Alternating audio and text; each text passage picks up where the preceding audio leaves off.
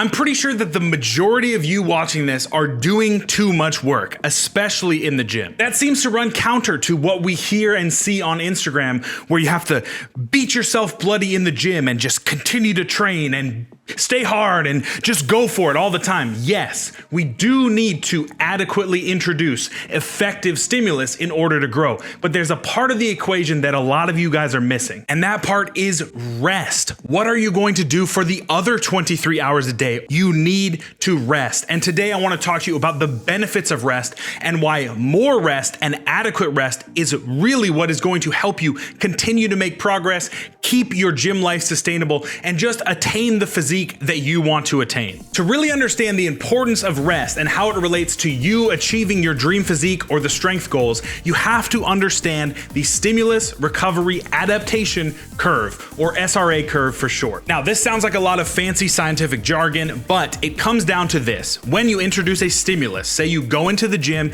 and you train legs, what you are going to experience is fatigue and the ability to adapt to that stimulus. The body is going to adapt to the things that you present it with. So if you have adequately trained, you are not just signaling adaptation, meaning you're signaling the muscles to get bigger, but you're also accumulating fatigue. And at a certain point, if that ratio of fatigue and the ability to adapt is thrown off because you have not taken adequate rest, you are going to run into recovery holes that are going to keep you from adequately training and in some ways blunt adaptation altogether. The SRA curve in action could mean that you need some rest days. Obviously, we know that if you are pushing yourself to the extremes 7 days a week, every day of the year, you're going to crush yourself. This is obvious, but it also demonstrates itself in the need for deload weeks or lighter sessions. There are many different modalities to include in your training that will enhance recovery, because at the end of the day, you need to be able to train hard,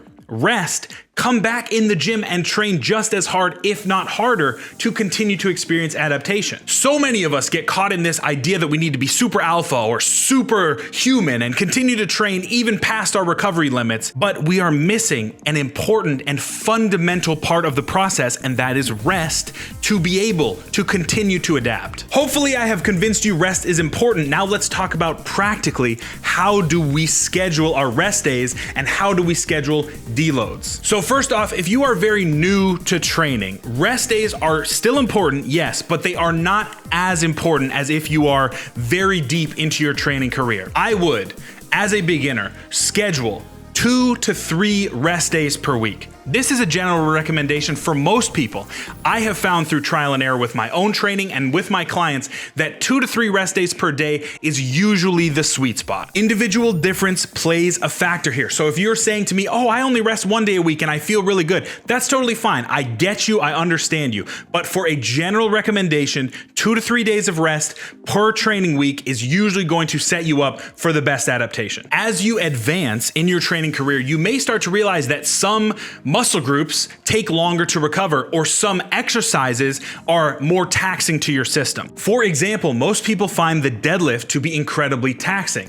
So when you deadlift, it may be beneficial to add a rest day right after that deadlift session. Even if your next training day is not specifically back and hamstrings, your whole system may be so beat up because of the deadlifts that it makes more sense to just take a pure rest day and then come back in and train the day after. For me, I have found that I can usually only do 2 sessions back to back before I need a rest day. So I cannot really do 6 days a week training. This may be you, this may not be you. You have to do a little bit of experimentation. See how it feels to do a rest day after every training day, or 2 training days, a rest day, 2 training days, a rest day. Experiment with it. That is the power of the gym. You can start to realize what works best for you. So deloads are kind of a different beast. Usually they involve a week of lighter training. So you would reduce volume and intensity. Everybody programs these differently. I'm going to talk to you about my go-to way of programming deloads for my clients. If you are a bodybuilder, usually I will just reduce your volume. So if you're normally doing 4 to 5 sets on your given exercises, I may bring you down to 1 to 2. If you are a power lifter, I also want to reduce a little bit of intensity, but not so much that we start to lose some of that neural adaptation, especially in a strength block. Probably lost a couple of you there with some scientific jargon. Basically, explain it to me like I'm 5, reduce your weight, reduce your volume, your number of sets, give it a week, and then ramp that intensity and that volume back up, and you're good to go. There are also recovery strategies you need to be focused on even when weight and intensity is very, very high, and that is sleep, adequate nutrition, and hydration. I hate to break it to you, but you cannot function on 4 to 5 hours of sleep unless you are one of the 5 people on this earth that can do this. You need your sleep. I understand that it feels like a waste of time sometimes to be going to bed on time, getting your 8 hours, but it will do wonders for you, especially if you are trying to gain weight or if you are trying to lose weight. Lean on your sleep. The other aspect of this is leaning on carbohydrates for recovery. Now, if you are in a calorie deficit because you're trying to lose weight, this gets a little bit more tricky. But if you're in a surplus, go for the carbs. They will make you feel so much better. Carb up pre-workout,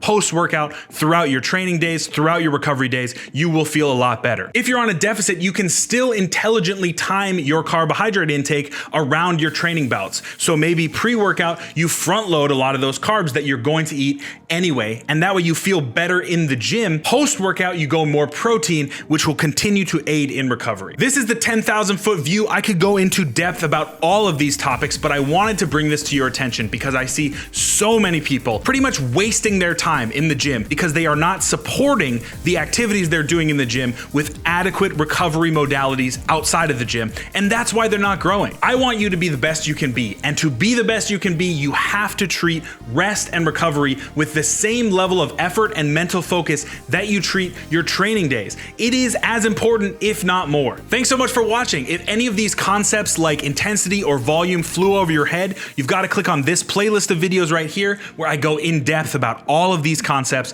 to help you get stronger. Again, thanks so much for watching. Get strong and stay strong.